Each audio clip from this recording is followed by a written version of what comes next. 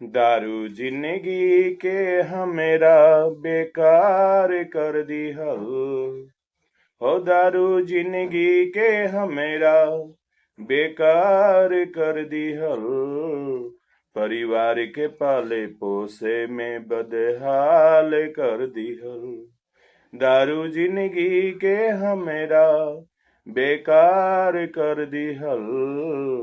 परिवार के पाले पोसे में बदहाल कर दिहल। दारू नहीं पियती त लइकन के पढ़ावती। नून रोटी खाई हम स्कूल में भेजवती। मेहनत मजदूरी करके आगे बढ़ावती। हो दारू नहीं पियती त लइकन के पढ़ावती। नून रोटी खाई हम स्कूल में भेजवती।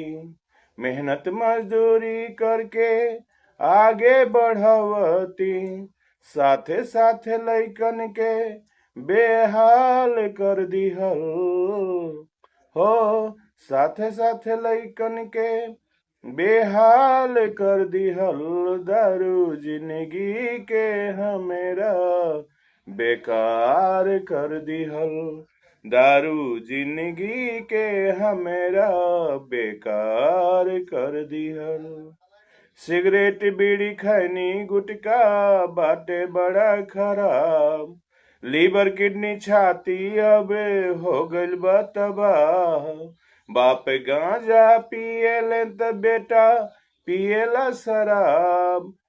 सिगरेट बीड़ी खैनी गुटका बाटे बड़ा खराब। लीवर किडनी छाती अब हो गइल बा तबाह। बाप गांजा पियले त बेटा पियला शराब। बनल घरवा के सभी लोग बर्बाद कर दिहल। हो बनल घरवा के सभी लोग बर्बाद कर दिहल। दारू जिंदगी के हमरा बेकार कर दिहल। आपस में फुटबा दिल सबसे जुदा बा। एक के पकड़ला पर दूसरा त खुला बा। दौलत जेके मिल जाए उहे लोग त खुदा बा। आपस में फुटबा दिल सबसे जुदा बा। एक के पकड़ला पर दूसरा त खुला बा। दौलत जेके मिल जाए उहे लोग त खुदा बा। मधुशाला त मनई के हैवान कर दिहल। ओ मधुशाला त मनई के हैवान कर दिहल। दारू जिंदगी के हमरा बेकार कर दिहल। परिवार के पाले पोसे में बदहाल कर दिहल।